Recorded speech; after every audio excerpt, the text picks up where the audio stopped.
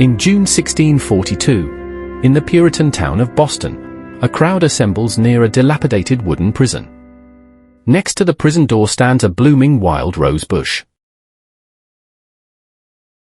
Hester Prynne exits the prison holding her infant. On her chest Hester wears a scarlet letter Th with beautiful embroidery. She has committed adultery and refused to name her lover.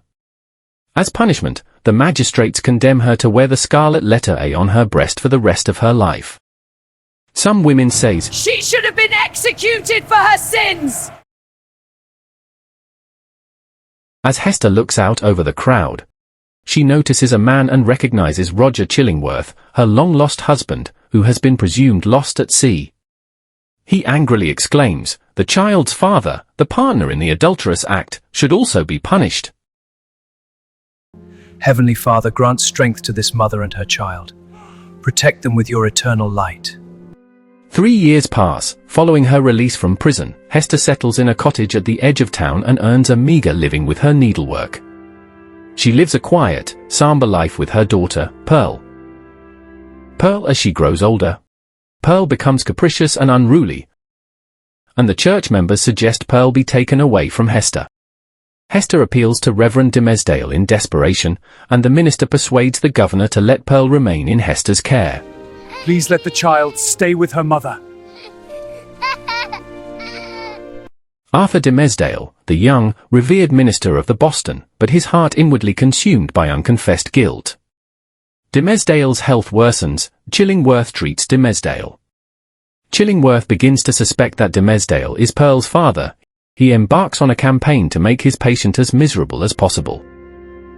One night, Dimesdale mounts the same scaffold upon which Hester was publicly shamed. Several days later, Hester meets Dimesdale in the forest. Hester confessing that Chillingworth was her husband, thereby revealing the vengeful motive behind his harsh treatment of Dimesdale. Hester convinces Dimesdale to leave Boston in secret on a ship to Europe, where they can start life anew. But Hester is informed by the captain of the ship on which she arranged passage that Roger Chillingworth will also be a passenger. On election day, Dimesdale gives the greatest speech of his life. The people celebrate his saintliness. And then Dimesdale climbs upon the scaffold. He stumbles and almost falls, and he asks Hester and Pearl to join him. Dimesdale says, "Is this not better than what we dreamed of in the forest?" He tells her God is merciful, and begs her to let him take responsibility for his shame.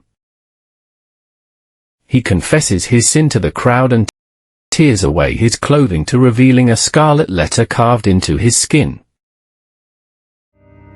He dies as Pearl kisses him for the first time. The rumors are all true. Dimesdale carved it himself as punishment for his guilt. Chillingworth's poisonous hate increased its power. It burned him through remorse. Chillingworth, losing his revenge, dies shortly thereafter. Hester lived in Boston for many years before her death. She was buried next to Dimesdale. Their shared tombstone bore a single scarlet letter Th on a field of black.